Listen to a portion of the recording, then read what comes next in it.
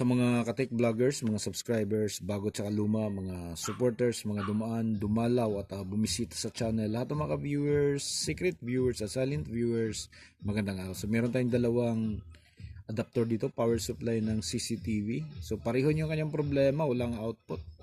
At ganito na to, hubad na, dahil binuksan ng may-ari, sinubukan kung madali niya, hindi. Ito nagpatulong sa atin. Yan. So nung chinek natin, so tinignan muna natin kung alin yung medyo mas madali. Ayan, so ito mas marami konti yung kanyang pyesa na nakakasa dito. At dito medyo kakaunti lang, kaya ito yung inuna natin. So napansin natin dito sa isa, ito. Yung kanyang high voltage ay nakastore lang dito sa sa kanyang main filter. Okay? Hindi siya nagdi-discharge. So yung kanyang problema, wala siyang magiging output dahil walang nag-generate na high frequency papunta dito sa high frequency transformer. Yun yung kanyang problema.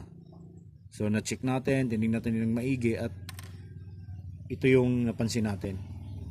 Ayan, yung resistor na yan dito nakalagay, nasa bandang dito. Okay, buksan natin.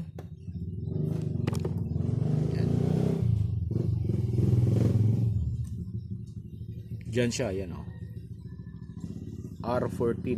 Ayan, katabi nung 100k. So ang value nito dito 200k. Diyan siya nakalagay. Tapos itong ano na yan, itong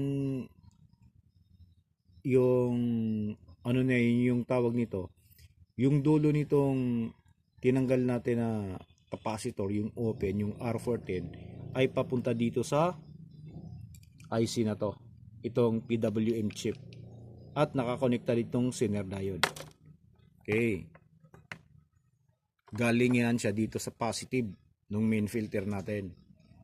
So ibig sabihin kapag na-open to, walang papasok na supply dito.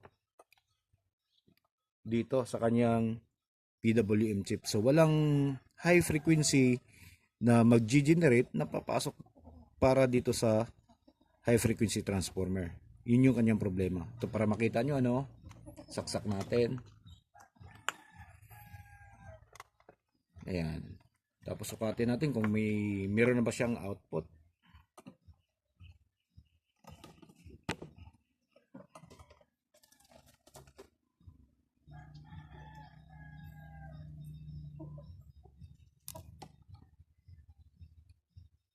Ayan, yung siyang 12. Ayan. So ngayon dito naman susukatin natin kung ilan yung lumalabas na voltahe dito.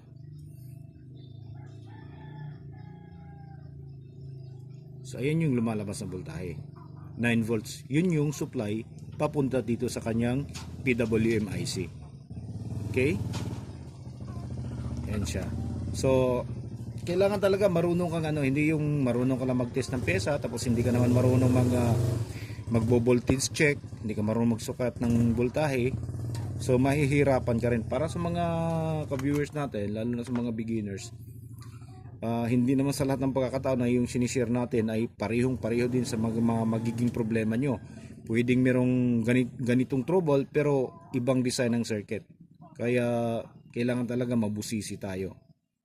Okay? So ayan na yung So ito yung open na 200k. Yan siya So test natin para makita nyo.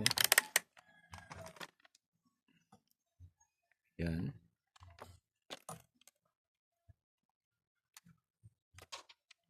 Naka times 1 tayo, times 1k.